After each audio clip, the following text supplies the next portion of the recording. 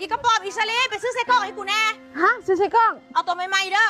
โอ้ยหัวหน้าไม่ต้องอธิบายหรอกไม่ต้องอาปากยูมิดทะเลค่อยหู้ซ้ำใส่กล้องเดี๋ยวใหญ่หมดแล้วไปสลี่ค่อยสลัดดีแล้วหัวหน้าไว้ใจได้ไปให้มันสละสมมึงว้าวไทยเด้อมึงนี่ทำซื้อมาพิษระวังรถ โอ้ย กันย่าตะกูนั่นหัวหน้าสิด่าหัวน่ะเชอรี่มึงจื้อซอยกูได้เด้อกูจื้อใส่มึงนะใส่กรอกใหม่ๆ เอามาเลยจื้อซอยได้ ใส่กรอก ใส่กรอกใส่กรอกใส่กรอกใส่กรอกใส่กรอกใส่อะไรแบกฮอดแล้วแบกใส่กร ไป อก สิลงใส่กรอกเพิ่นก็อย่าหายเขาหลาย อุ้ยเลล่าแท้ไป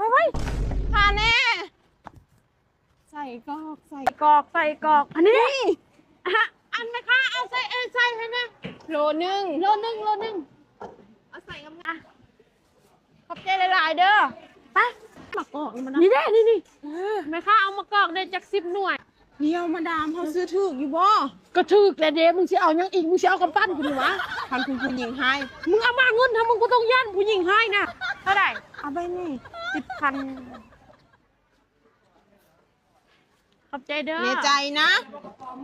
ฮะแล้วไปให้มือ มาดาม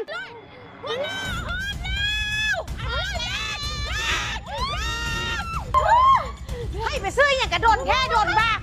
โอ้ยเนาะเอามาหมดเลยอันนี้ไม่ใช่กระป๋อม ก็ใส่ อันนี้กอก รวมกันแล้ว เป็นใส่กอก นะแล้วก็ซอสเพิ่มไม่เพิ่มเขานะ กูนะให้สูนะใช้ชีวิตง่ายๆแบบไปซื้อไส้กรอกสำเป็นหูปสีแดงไม่ไหม้ไงนะเนาะและเป็นยากสุดก็ไปก็ขยายกองมันยากนะมากอกมันตัดมักซิบให้สูนี่นะสูคิดได้ซ้ำนั่นบ่สมองสูนะ2 คนน่ะคิดได้ซ้ำนั่นบ่อีกระป๋อมอีซาลี เกี่ยวเด้อ